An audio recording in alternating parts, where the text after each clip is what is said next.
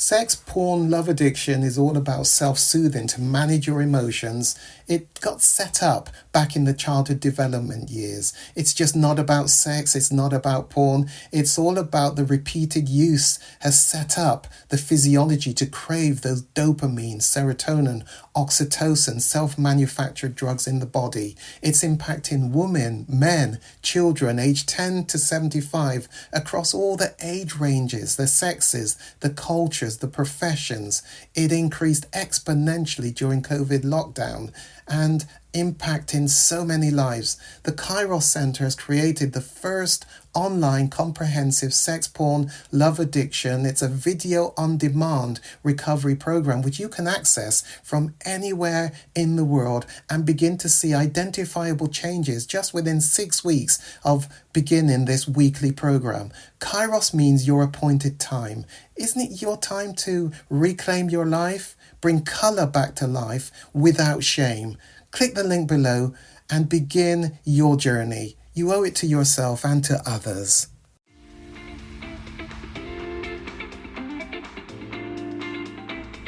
This tool called RAIN. It could also have been called RAID. Sometimes I use a slightly different word. But RAIN was all about recognizing that I'm objectifying, acknowledge that I'm doing the behaviors, investigate the behaviors. And the D for RAID is something about divert your thinking immediately. Or I used to use the word N, RAIN, non-identification. Move your thinking away immediately from the image, from the thoughts, from the fantasy that has got deposited into your brain, often because of your lingering looks or your noticing but objectifying. And I talk about using a diversion strategy to move your thinking away straight away, immediately. And so this is the point in the program where I say, let me give to you what is in essence a distraction technique, something to shift your thinking.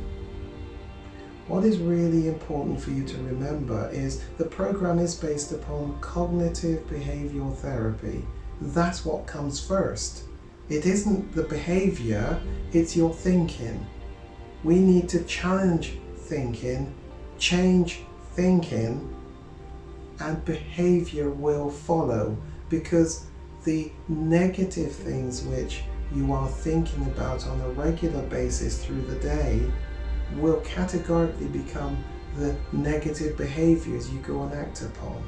And so what we're doing with these pillars, the pillars are words which you are being asked to recite over yourself on a frequent basis throughout the day, so as to challenge your thinking that may have got polluted by the inappropriate images that have gone in, objectification of individuals, or just your fantasy that you haven't even realized you've been playing with throughout the day, throughout the week. We need to get you to think good in order to have good behavior patterns. So the pillars, these words, you are being asked to recite. You don't have to learn them.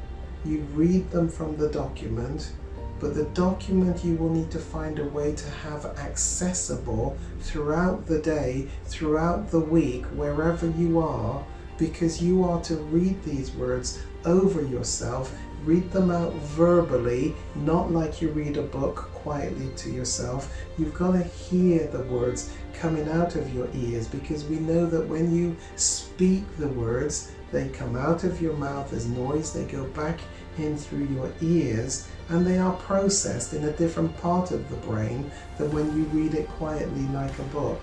So it's really important that you find the space, the private space, to be able to read these words out verbally over yourself and to yourself 3 times a day. First thing in the morning, number 1, midday, and then last thing at night, but not the last thing after you've watched the last movie and your brain is pretty much dead.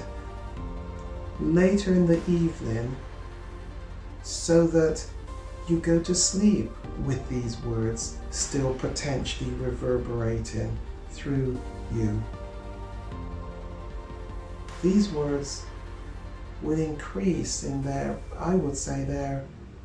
power that comes out of these words to help you shift your thinking. So, pillar number 1, and by the way, and I know your brain may well sabotage, there are 12 of these pillars. I'll come back to that in a minute.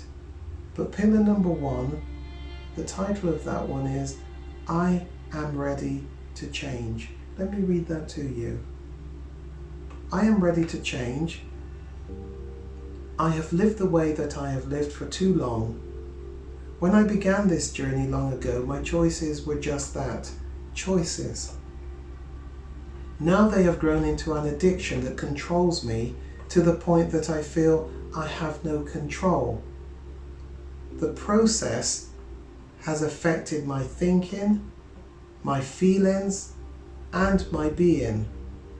Those close to me, whom I love, have been impacted to the point that the life we once had has almost been destroyed. But now I am ready to change, and I commit to pay whatever price is necessary to accomplish this. I have already seen the power of a single choice in my addiction.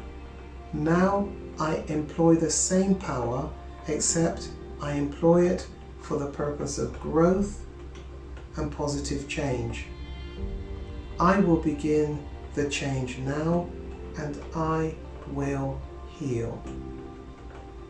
Really interesting to know what you make of those words. Can you imagine reciting those words over yourself first thing in the morning? You're driving into work, you're walking, you notice. I often use the term a pretty young thing.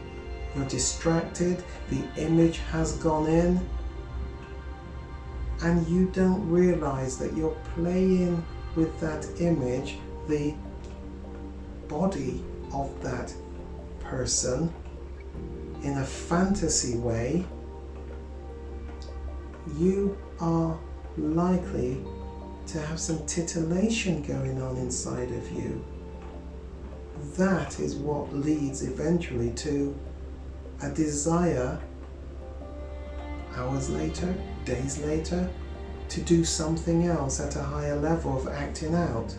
What we want to do is challenge the fact that that image has gone in within a space of, let's say, 4 hours. So by midday, when you're having to recite these pillars again, the fact that you're reading these words over yourself will cause you to, I hope, reflect on the content of these words. Whilst you're reflecting on the content of these words, you can't also at the same time have in your thinking, in your fantasy, the image that triggered you earlier that day.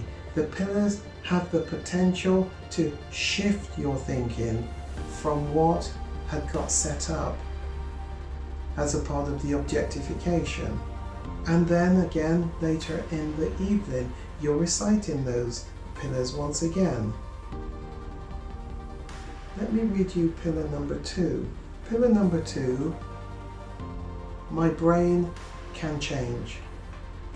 My brain can change. My brain can be my best friend. It can also be my worst enemy. If I do positive things in my life, it is because of the neural circuitry that exists in my brain. If I do positive things, it's because of the neural circuitry. If I do negative things in my life, it's also because of the neural circuitry. The positive and the negative, they each set up the neural pathway. Neural pathway, remember? Repetitive, I call it the hamster wheel. If it's positive, I'll go on to do positive behaviors. If it's negative, I'll go on to do negative behaviors. So much of this program is about us trying to discontinue, disconstruct, so to speak, the old patterns and create new patterns. And that begins always really with positive behaviors, positive thinking.